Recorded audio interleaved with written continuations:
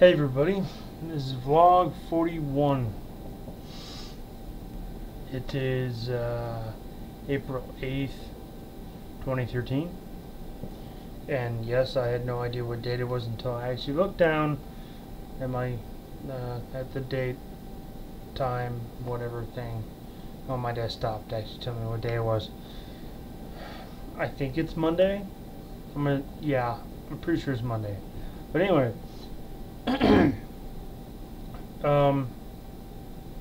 today's going to be a little different, or this video is going to be slightly different. I'm still going to be talking about mental illness, but not specifically my mental illness. It's something that I've been in the past couple of days been working on. Just to give a real quick background information, I studied psychology for 3.5, almost 4 years of my 6.5-year college career before, dropping out due to financial issues. I never really was, probably, the college environment was never really a good place for me, but at least in terms of to show off my intellect. But it gave me this great place where there was all this knowledge being shared, and that's what I got out of it.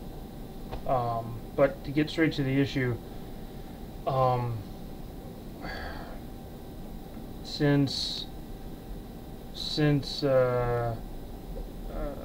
early January, I've been reading through some Sir Arthur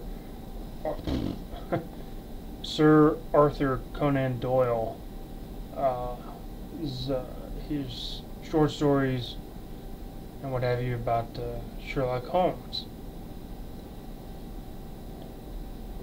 Sherlock Holmes has sort of found recently this an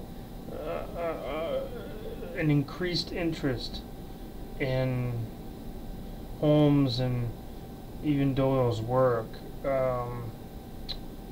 because you have the BBC series Sherlock running, not at the moment, but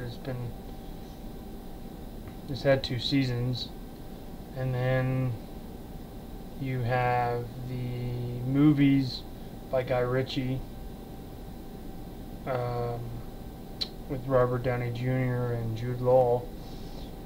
And then you also have a series on American television called Elementary with Johnny Lee Miller playing Sherlock, who's a recovering drug addict who's moved from London to New York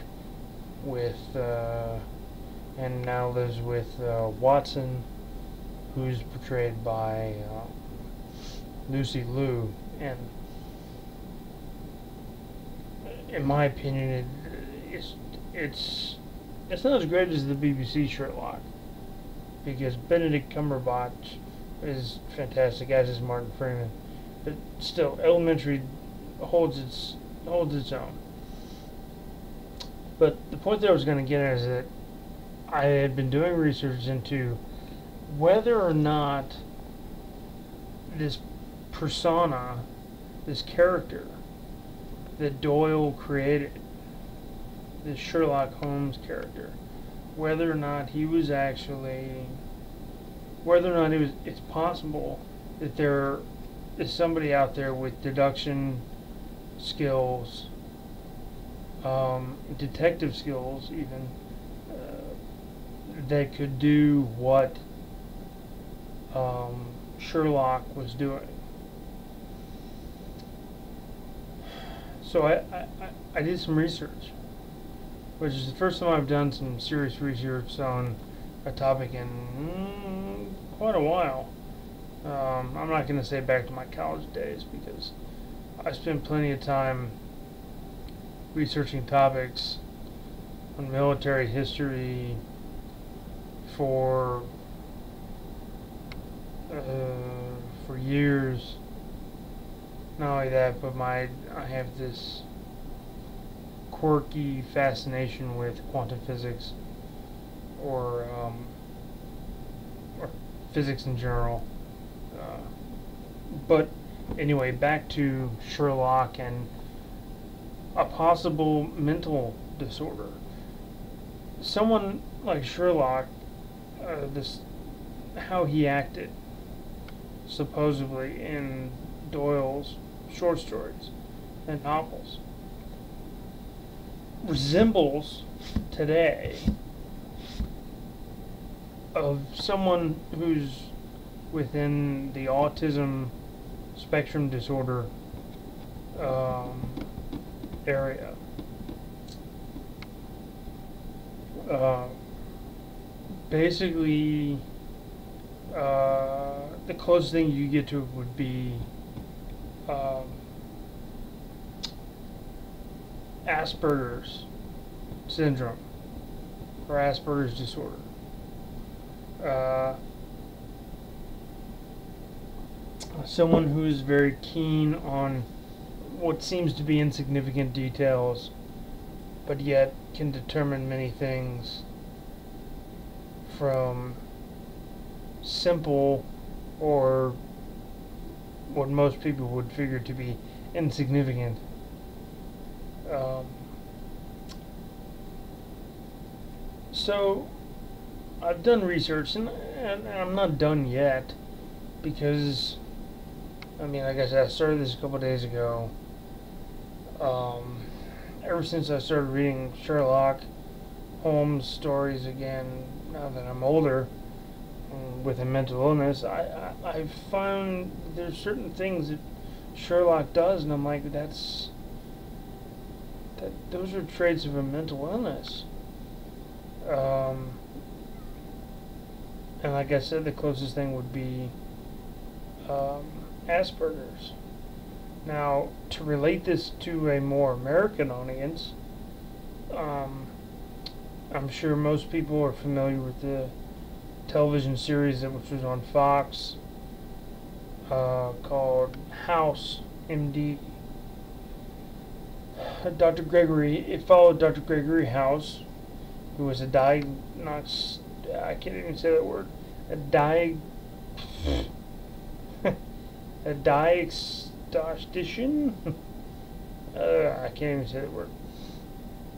But he was fantastic at diagnostic medicine. And infectious diseases and something else. I can't remember what the other one was. I don't think it was necropathy? No, necrology. Necrology, that's what it was. But House was actually created, and this was said so by the creators Howard Shore and I can't remember the name of the other guy, but by Howard Shore and his accomplice, said that House was based off of Sherlock Holmes, and this is proven by one Gregory House, Holmes, similar sounding. Not only that, but both Sherlock Holmes and Gregory House have the same apartment number. Gregory House's apartment number is 221B. Granted, he lives in New Jersey, but Sherlock lived in, as well as Dr. John Watson, lived in 221B Baker Street. So they pulled that from that. Not only that, but there's been heavy influences on House from Sherlock, such as you don't see it in the TV series. You don't see it in the Guy Ritchie movies, but in the books, in the short stories, Sherlock was addicted. Someone it's speculated if he was addicted or if he wasn't, to cocaine. Not only that, but to tobacco.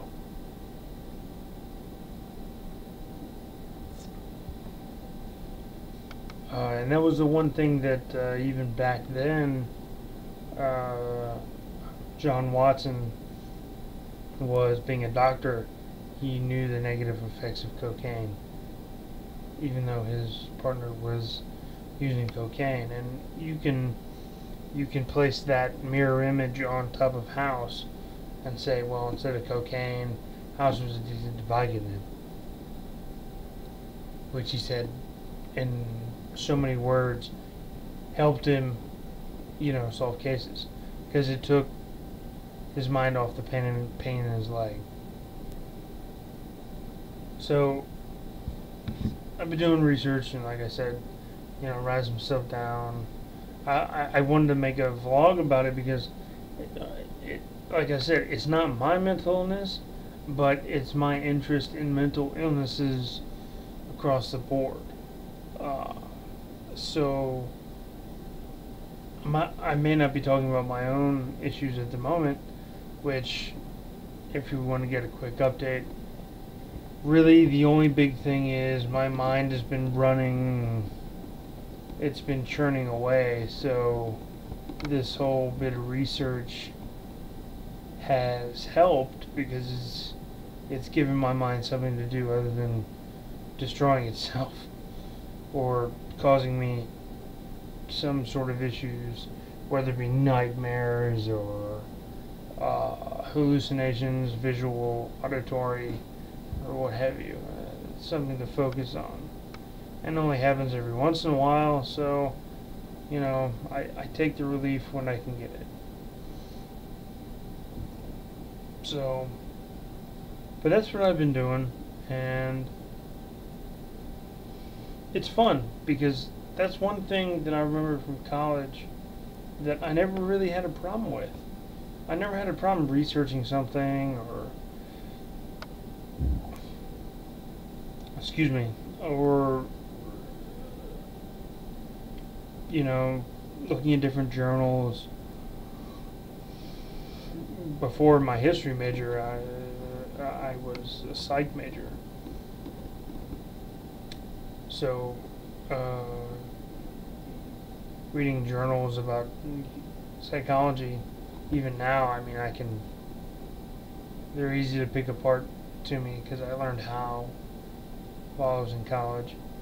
And then the history part of it, that just kind of adds to the intrigue, because I love to hear what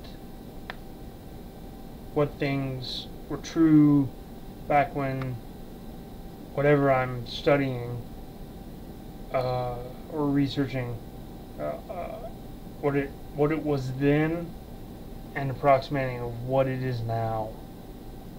So I've always found that very interesting to me. So that's why I decided to make this particular vlog about that. So not so much about me, just more about something that I actually find some joy in doing, which is rare because there isn't a whole lot of things that really give me a whole lot of joy these days. But being able to pretend like I'm back in college, minus the some of the more ridiculous things that I did, Anyway, but here's to that.